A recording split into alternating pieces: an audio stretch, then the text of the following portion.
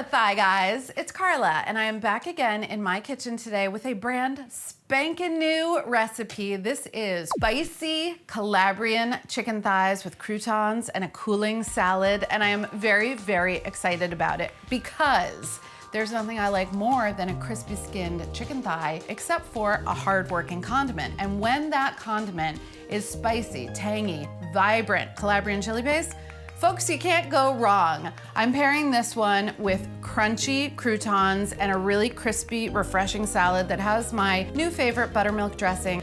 This is a one-pan dish that is hotter than the heat of 1,000 Southern Italian suns. I'm gonna prove it to you. Come along, let's get burned up together. The first step in this recipe is to make the marinade. It's super, super easy. You can do it 1 hour before you start cooking the chicken, or you could do it yesterday. I've got 3 cloves of garlic. I'm gonna get these in the bowl. Recipe development has been really fun for me lately. After That Sounds So Good came out creatively, I was just like at a net zero, and that's okay. You kind of have to go through some lean times, but it's been really, really fun. The first time I made this recipe, it just had the Calabrian chili paste. It was good, but it wasn't like good enough for you guys. For 8 chicken thighs, I've got a 1/4 cup of Calabrian chili paste. I'm finding this a lot more available, but if you cannot find Calabrian chili paste, you could use harissa, and I'm pretty sure you could use chili crisp. I'm also adding the zest of a lemon. Calabrian chili paste on its own basically needed lovers, right? And why is it always with the Italian recipes that get to have the polyamorous ingredient relationships? As an Italian myself, I could run a little hot, and it's nice to have a presence in your life like the citrus that is bright and optimistic.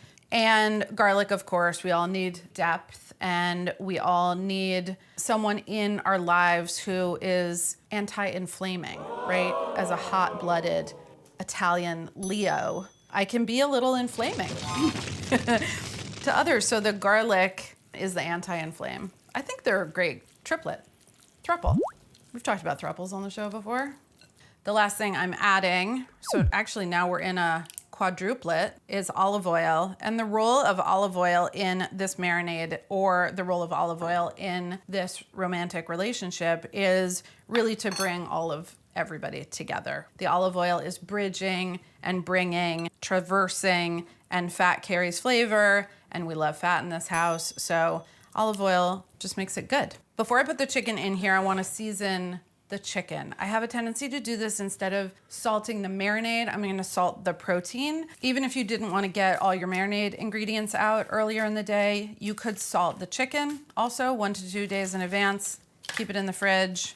I am definitely like a skin on, bone in person. I like the fat, I like the textures, I like that it's extra juicy.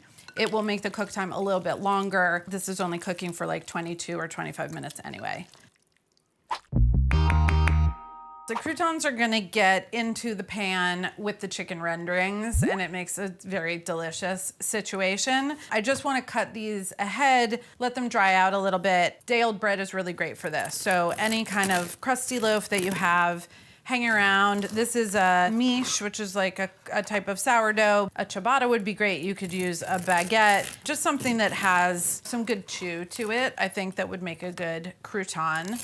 The first time I did this recipe, I wanted to get like really kind of crispy smashed potatoes that would cook in the chicken fat. Sometimes you just have to do things to find out that it didn't work. If hearing about the recipe process is interesting to you, I am showing more of my mistakes and going through the process over on Substack. There were a lot of failures and disasters before getting here. Is Cosmo around today? Oh my God, speak of the devil. Omega had just asked, where is Cosmo? And I was like, oh, he's doing some shopping. And then you came in with this, which is a beautiful shade of red. And shockingly, I love Calabrian chili. He loves Calabrian chili. You're a good color story with that. If Calabrian chili were a personality in a relationship, what would that person's personality be? Spicy. Bye, Cosmorella. Now that these are torn, I'm gonna season them ahead. The first time I did the recipe, I also drizzled them with olive oil, but there was so much good chicken fat in the pan that it didn't need the olive oil. I do like to season them and just let them hang. Another thing you could bang out in the morning if you wanted to, so that your dinner prep would be halfway there. This is optional. I can't really handle red onion when it's raw. It's too much for me, it gives me a bellyache, so I soak my red onion. If I'm gonna soak the red onion, I might as well soak the celery and the fennel because it just makes everything super crisp and crunchy. Soaking onion or any allium in cold water or even in citrus juice is called deflaming, and it just sort of takes some of that hot, sulfury bite off of the onion. And you could also use a shallot here. You could use a quarter of a white onion. This is like when we find out if Carla wore waterproof mascara or not. I don't think I did. That's enough onion, I think. So sad. You guys know I love fennel. Try to find a way to put it in everything. Trim it, but keep some of the softer fronds. I'm just gonna put those here. I'm gonna save some of the celery leaves also because these can get tossed into the salad at the end. Everybody needs a good frond group. I'm gonna take the bottom. I think we're gonna go lengthwise. You could just use twice as much of the celery if you wanted to and skip the fennel. Cucumber's a little bit watery, but you could totally go for it. Thinly sliced baby carrots. Chioggia beets are really pretty. They might stain the whole thing, but who cares? I'm gonna use 4 of these celery stalks. If you can get a couple with the leaves on the inside, add those for my little salad. I'm just gonna trim the ends of these. I'm gonna cut them on a bias. You could go straight across. And these really just need to sit for, if you're doing the soaking step, 5 or 10 minutes, drain and spin, and they'll be nice and crisp and a little bit curled up and delicious. This is a 10-inch cast iron skillet. Before I put the chicken in, I'm just gonna coat the surface with oil. And you wanna put these in skin side down. They're gonna cook skin side down for, I would say 90% of the entire cooking time. This is another great example of kill it on the first side, except we're not going over super high heat, but this is a skin side down for rendering, for crisping. We're giving all of our attention to the crispy skin. That is where the texture is gonna come from. If there's any marinade left in the bowl, don't throw it away. And because these thighs are like so nicely puzzled in together, I'm just gonna take that, spread it all over everybody. The choice of the skillet here is actually very intentional. A lot of recipes will tell you to not crowd the pan. If you're trying to saute something, you don't want too many things in the pan.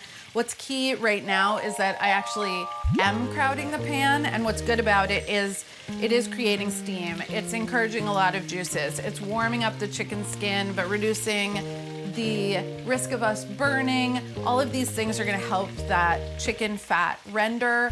Rendered chicken fat leads to crispy skin. It's great. Everybody's super tight in. This gives me the perfect time to make my buttermilk dressing and wait for those to be done.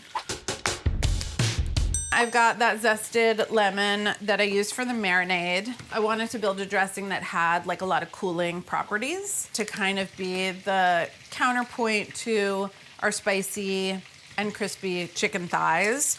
Buttermilk came into my head immediately because it's tangy and it's sour, but it's also lactic and dairy and fatty. Even though it's like relatively low fat, it still has that fatty feeling, which is almost like eating yogurt with spicy Indian food. Those pairings work, like putting sour cream on a jalapeno popper. So now I'm seasoning this pretty aggressively with pepper and very aggressively with kosher salt. And it is kind of amazing how much salt this dressing can take. I think that's because of the fattiness of the buttermilk, how much lemon juice is in there. Salt is key. This is gonna hang out. These guys are gonna finish. Turning back to the chicken, every once in a while, you wanna check for doneness. That's looking really, really nice, but also picking it up in case the skin has started to stick a little bit. You wanna lift it up, let some of the oil and the renderings that have accumulated in the pan run back underneath the spot that that piece of chicken was in, and then place it back down. We're about 15 minutes in right now, and I do think these need like 6 or 7 more minutes on the skin side before I flip them. So we're right into that 23, 24 minutes. The outer edge is really cooked through. So it's gone from that like weird fleshy pinky color to, you know, a beautiful yellow opaque. So of course you also want to look for beautiful burnished brown crispiness. They'll continue to cook for 4 or 5 more minutes just to get that flesh side cooked through. Keep an eye on your chilies. Don't burn the marinade. Everything that's in the pan is going to become our crouton seasoning, so we really want to be able to use the fond. These are done. They're going to rest over here. Their juices are going to settle. Some of their juices are going to come out. And this resting time gives us just a perfect opportunity to make spicy chicken fat croutons. The goal is to have about as much crouton that will fit all in a single layer in the bottom of the pan. When the croutons go in there, get them nice and tossed up with the fat and the renderings, and just try to scrape up some of those brown bits, the fond that is sticking on the bottom of the pan. So I actually would recommend switching over to a wooden spoon instead of tongs to kind of really press them firmly against the pan to soak all of that goodness up. You also want to encourage browning and crisping on these guys too. Let them cook for a few minutes before tossing them. If you are keeping them moving all of the time, they're not going to get the opportunity that they need to just be against that hot surface and take on color. Okay. These are looking really toasty, and I'm also listening for that sound of the juices having been absorbed and more of a crackly sound as the bread starts to toast. So these are ready to go, and so is my dinner. Chickeny croutons, crispy chicken, cooling crunchy salad. Get some of these croutons. They're all different sizes, so it's that nice mix of like the chewy ones, the really crisp ones, the darker ones, the craggy ones. Salad has been drained. This is going over our salad. It's dressing the salad, but once everything is on your plate, you've also got delicious dressing juices that are gonna be mingling with chicken juices. And I love making a plate where all of the bites together just make each other better, as any polyamorous community or love affair should. Make sure to serve yourself a crouton. I have a second lemon on standby for squeezing over. I'm so excited and I just can't hide it. I'm about to lose control of my chicken croccante. Yeah, yeah. I'm so sorry, everybody. That hot, cold thing with the texture on top of it, it just never gets old. This chicken is so crispy. In Italy, they said it was crispissimo. In Italy, they said it was Croccante. The chicken is so hot. It's like being on the beach in southern Italy in August, and the salad is the umbrella and the spritz that somebody brings over. So those are the vibes. I bid you bon voyaggio. Ciao tutti. Go to Calabria.